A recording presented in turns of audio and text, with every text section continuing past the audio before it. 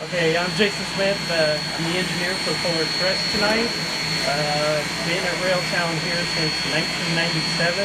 Been a qualified engineer since 2005, so 20 years in this seat over here. So basically, this is the engineer side of the engine. This is the throttle. This is the reverser, so this is forward, backward. Train brake, that controls the train, and then I have this one over here. This controls just the engine itself for the brake. Pretty straightforward. Got a lubricator here. That's lubricating both the air pump and the front cylinders. Water injector.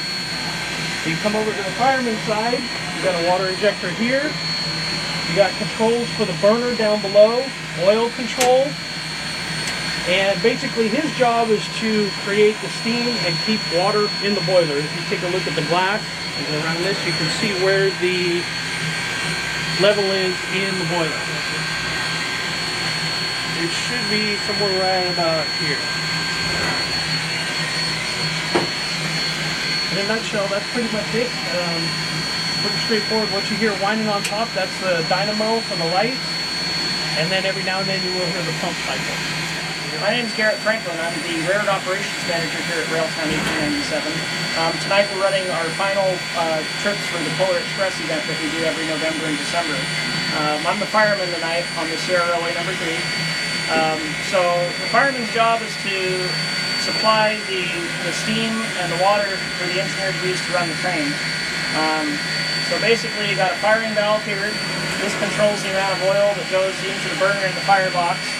And you have the atomizer, which sprays the oil, does what he says is atomizes it, sprays the oil through the burner to atomize it and combust. So these two valves work in almost complete conjunction with each other.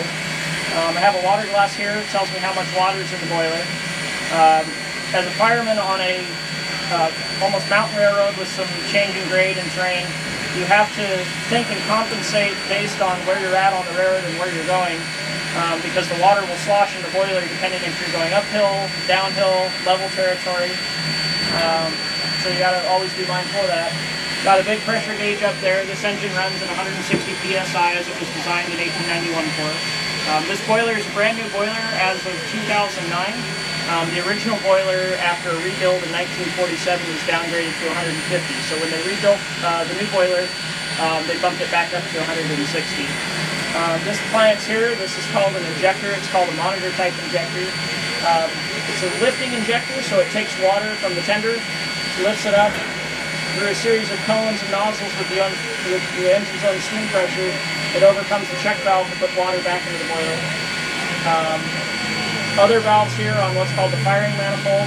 Far left I have a blower valve that creates an artificial draft in the smoke box. This valve here, this is the blowback. It's a steam line that tees into the fuel supply, so if I have a blockage or something like that, I can clear it out. We also use it every time we shut the engine down to purge the remaining oil out of the fuel line. Again, talked about the atomizer.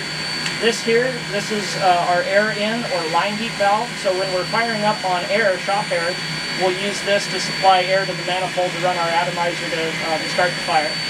After we cut over to steam pressure and we're atomizing off the steam, we can then close off a valve near the floor, and this becomes our line heater. The line heater is a line that goes around the fuel supply and heats the oil before it gets into the burner.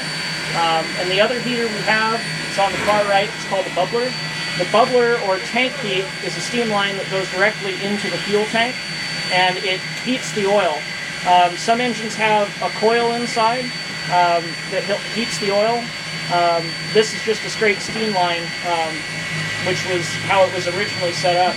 The only downside to the bubbler type tank heater is that when steam condenses, it turns into water, and water into the fuel supply isn't something ideal, so it's just something to keep an eye on. Other than that, most of the appliances are mostly just on and off. I started here in about 2018, 2019 as a volunteer, working in the shop on the steam locomotive, passenger cars and whatnot. Eventually got some experience and got a paid position with California State Parks. and then I was able to transition on and through some travel and experiences, work on some other steam engines at some other railroads and museums. And a few years ago, an opportunity came up to be a railroad operations manager here at the park. So I'm glad I was able to accept that opportunity and kind of come back home to my home railroad. I've had relatives who've worked for the railroad, be it diesel mechanics and track maintenance laborers, but here I am, the young guy working on the steam locomotives.